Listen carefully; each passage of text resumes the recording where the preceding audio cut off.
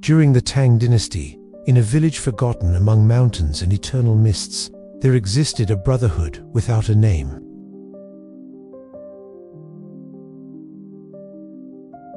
The people, whether fearful or devout, called them the Invisibles. They carried no banners, they claimed no masters, they accepted no disciples.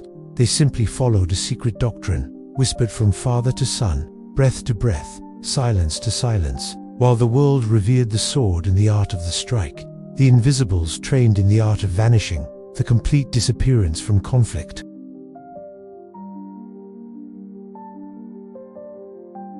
To them, true victory was to slip away unnoticed, to survive without leaving a trace. Escape was not cowardice, but ancestral wisdom. Only a fool would fight a tiger when 1,000 trees stand ready to hide him. It is said that in the year 845, when Emperor Wuzong ordered the persecution of Buddhist monks, countless temples were plundered and burned. Yet one temple, carved into the slopes of Wind Mountain, remained untouched. The soldiers sent to destroy it climbed the path and never returned. There was no battle, no resistance, only silence. Rare documents discovered years later tell that the monks there were unlike others. They did not fight, they vanished. They walked through smoke, they erased tracks with leaves, they slept beneath roots. One commander wrote, "It is like chasing the wind. The moment we believe we have caught it, we find ourselves surrounded by emptiness." Among them was Yao Lin, already an old man when the soldiers arrived.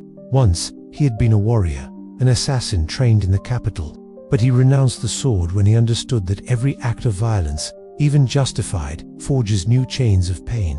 He founded the doctrine of disappearing to remain, teaching that the greatest strength lies not in the fist, but in the will to keep it closed. They say that when Yao Lin saw the army climbing, he walked to the crest of the trail, lit a fire, and stepped into the smoke. His body was never found. Only footprints remained, starting clearly, then ending in nothing. The villagers swear that the descendants of the Invisibles still live among them, quiet elders, wandering strangers, travelers who vanish with the turning of a season. At times, when an evildoer appears, he simply disappears. No struggle, no sound, as if nature itself refused to serve as a stage for brutality. For the Invisibles taught, he who fights has already lost half of what he was, but he who vanishes remains whole. They say that on nights of the full moon, Yao Lin's fire still burns atop the mountain, though no one has ever seen the flames. Only the scent of coal and ash lingers in the air, followed by a silence so heavy that even the wind hesitates to stir.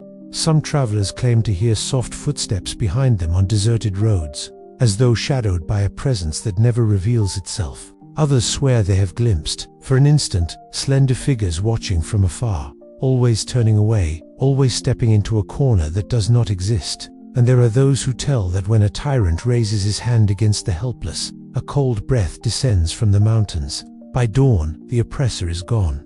No trace, no struggle, only emptiness where once he stood, as if the world itself had chosen to erase him.